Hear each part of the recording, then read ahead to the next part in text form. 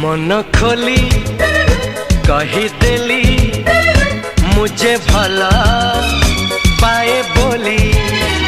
तुम कथा रंग होली लाजे मुह हेला नहीं। हाय मन खोली कहीदेली मुझे भला